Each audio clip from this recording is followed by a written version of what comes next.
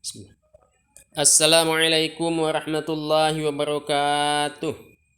Allahu akbar, Allahu akbar, Allahu akbar.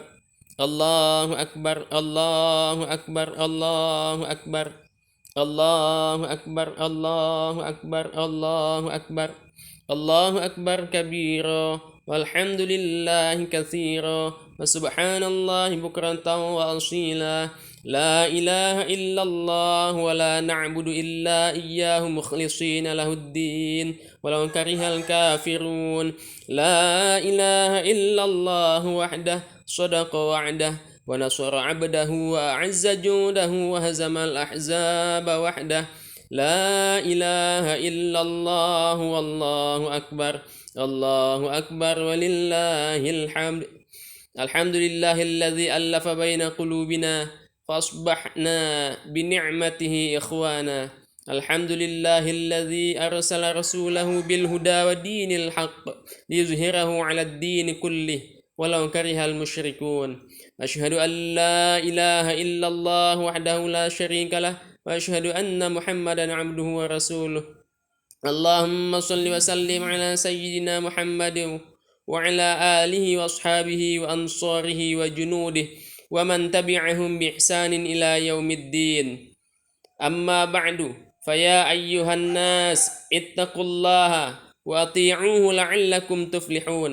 قال الله تعالى في القرآن الكريم: أعوذ بالله من الشيطان الرجيم. بسم الله الرحمن الرحيم.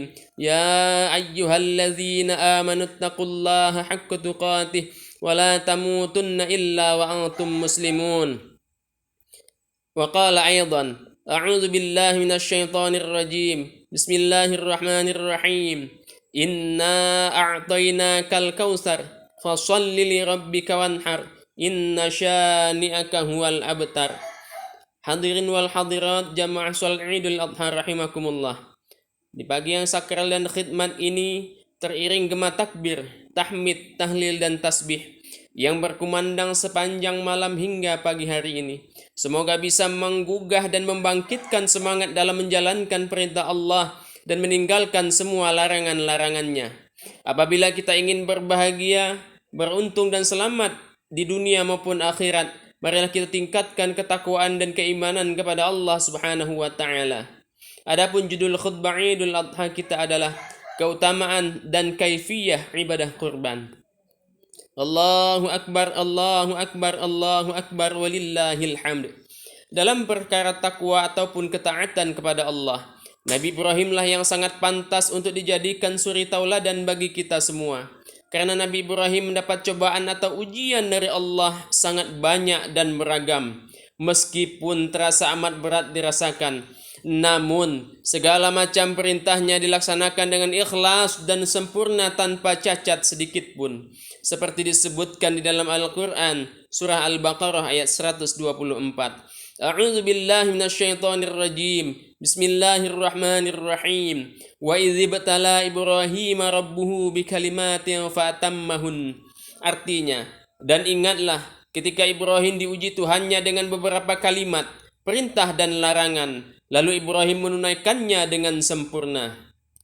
Di antara ujian yang berat itu, ketika Allah memerintahkan Nabi Ibrahim agar menyembelih putra tercinta, yaitu Nabi Ismail alaihissalam, apapun resikonya, karena itu perintah Allah Subhanahu wa taala, maka Nabi Ibrahim rela mengorbankan putranya. Nabi Ismail pun menunjukkan kesediaan untuk disembelih. Inilah bukti ketaatan dan kepasrahan serta pengorbanan Nabi Ibrahim dan Nabi Ismail alaihi wassalam menyerahkan semua urusannya kepada Allah Subhanahu wa taala. Allahu akbar, Allahu akbar, Allahu akbar walillahil hamd. Pada pagi hari raya Idul Adha ini, sesungguhnya umat Islam diajak untuk merenung kembali peristiwa tersebut. Artinya, ketaatan, kepasrahan dan pengorbanan kepada Allah merupakan sikap yang seharusnya dimiliki oleh setiap manusia. Sehingga Allah mengabadikan peristiwa itu kepada umat-umat setelah Nabi Ibrahim alaihissalam, terutama kepada Nabi Muhammad sallallahu alaihi wasallam beserta umatnya melalui firman-Nya. A'udzu billahi minasyaitonir rajim. Bismillahirrahmanirrahim. Inna a'tainakal kautsar fasholli li rabbika wanhar inna syani'aka huwal abtar. Artinya, sesungguhnya kami telah memberimu Nabi Muhammad nikmat yang banyak, maka laksanakanlah sholat karena Tuhanmu dan berkurbanlah. Sesungguhnya orang yang membencimu, dialah yang terputus dari rahman Allah. Al-Quran Surah Al-Kautsar ayat 1 sampai dengan 3. Turunnya ayat tersebut disebabkan adanya julukan abtar dari orang-orang Quraisy kepada Nabi Muhammad sallallahu alaihi wasallam setelah putranya yang bernama Qasim meninggal dunia. Nabi pun teramat susah karena dianggap abtar, yang maksudnya putus, tidak punya keturunan laki-laki yang bisa melanjutkan perjuangannya. Namun pada akhirnya Rasulullah bisa tersenyum setelah diturunkannya surah Al-Kautsar tersebut, dibarengi dengan keterangan yang jelas bahwa sesungguhnya orang-orang yang benci kepada Rasulullah itulah yang dimaksud abtar, yaitu terputus dari rahmat Allah dan tidak punya keturunan, anak yang saleh dan lain-lain. Rasulullah melaksanakan sholat Idul Adha pertama kalinya pada tahun kedua Hijriyah dengan menyembelih hewan kurban untuk melestarikan tradisi yang dicontohkan oleh Nabi Ibrahim alaihissalam, karena perbuatan yang paling disukai Allah subhanahu wa ta'ala pada hari nahar adalah berkurban, seperti sabda Nabi Muhammad sallallahu alaihi wasallam, ma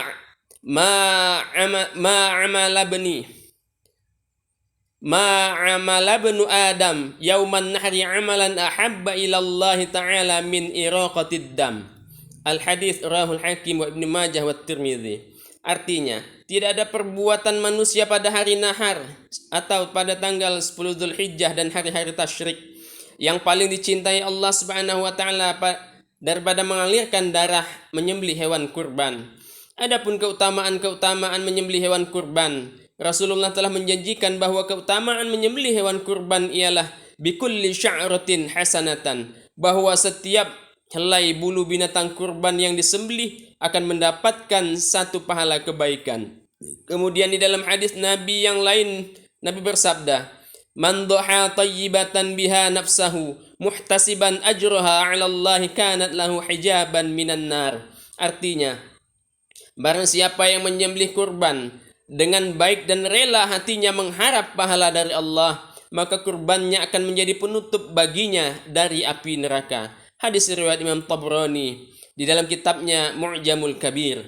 Sekalipun Rasulullah sudah pernah melaksanakan kurban, namun selalu menganjurkan kurban setiap tahunnya.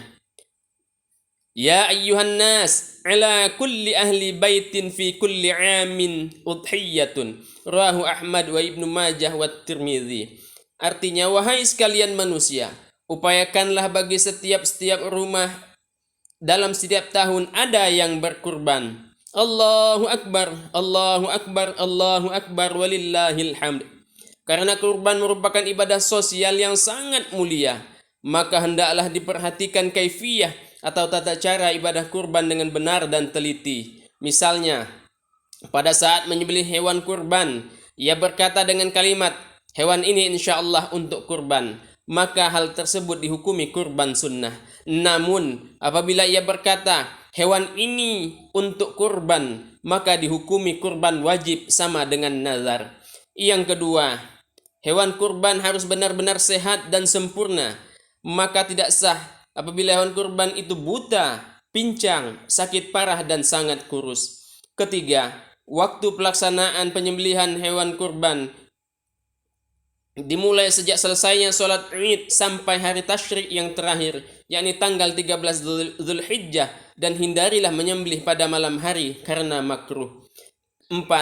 Yang lebih utama bagi pria yang terampil menyembelih kurban sendiri, bagi wanita diwakilkan kepada seorang muslim, dan pada saat menyembelih sebaiknya hadir dan menyaksikan sambil berdoa, Allahumma minka walaka salati wa nusuki wa mahyaya wa mamati lillahi rabbil alamin la syarika lahu wa bidzalika umirtu wa ana minal muslimin.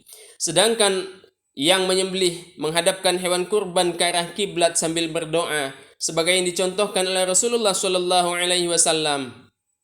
وجهت وجهي للذي فطر السماوات والأرض حنيفا وما أنا من المشركين إن صلاتي ونسكي ومحياي ومماتي لله رب العالمين لا شريك له وبذلك أمرت وأنا من المسلمين بسم الله والله أكبر اللهم هذا منك وإليك. Kemudian yang kelima, sembelihlah hewan kurban itu di tempat pelaksanaan sholat Id. Dalam hadis riwayat Imam Bukhari disebutkan, li'anna an-nabiyya sallallahu alaihi wasallam kana yadhbahu wa yanharu bil musalla wa huwa makanu salatil Eid, rawahul Bukhari. Karena sesungguhnya Nabi sallallahu alaihi wasallam menyembelih hewan kurban di tempat salat Id. Hadis riwayat Bukhari, Imam Bukhari. Yang keenam, apabila kurban wajib atau nazar, maka bagikan seluruh daging kurban termasuk kulitnya kepada yang berhak menerimanya. Si kurban sekeluarga atau serumah tidak boleh makan daging tersebut. Apabila kurban sunnah, si kurban orang yang berkurban disunatkan untuk makan sebagian dari kurbannya dengan tujuan untuk memperoleh barokahnya. Yang ketujuh, terkait dengan kulitnya, apabila kurban wajib atau nazar, maka wajib disodakohkan seluruhnya. Dan apabila kurban sunnah, maka kulitnya bisa dimanfaatkan untuk tabir dinding atau lapak atau lemek dan lain sebagainya. Akan tetapi yang lebih utama disodakohkan semuanya. Rasulullah Shallallahu Alaihi Wasallam juga memerintahkan untuk membagikan kulit binatang kurban dan melarang untuk menjualnya lewat sabdanya, man ba'a jilda udhiyatihi fala udhiyatalah, rawahul Hakim. Barang siapa menjual kulit kurbannya, maka tidak ada kurban baginya. Kedelapan, terkait dagingnya disebutkan dalam hadis Nabi yang diriwayatkan oleh Imam Ahmad dari Abi Sa'id sebagai berikut, wala tabi'u luhumal hadi wal adhahi, yang artinya janganlah kalian menjual daging hadiah dan daging kurban. Hadirin wal hadirat jama'idul adha rahimakumullah. Demikianlah, mudah-mudahan yang menjadi panitia kurban atau yang diberi amanat untuk mengurusi kurban bisa melaksanakan dengan baik dan benar.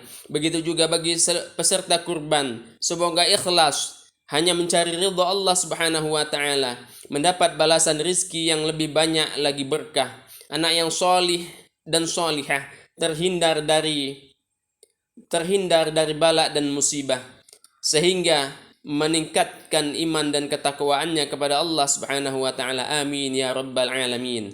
A'udzu billahi minasyaitonir rajim. Bismillahirrahmanirrahim. La yanalallaha luhumuha wala dima'uha walakin yanaluhu taqwa minkum. Kadzalika sakhkharaha lakum litukabbirullaha ala ma hadakum wa basyiril muhsinin. Barakallahu li wa lakum fil Qur'anil azim wa nafa'ani wa iyyakum bima fihi minal ayati wadh-dhikril hakim wa taqabbala minni wa minkum tilawatahu innahu huwas sami'ul alim. Aqulu qawli hadza wa astaghfirullahal azim li wa lakum wa lisairil muslimina wal muslimat fastaghfiruhu innahu huwal ghafurur rahim.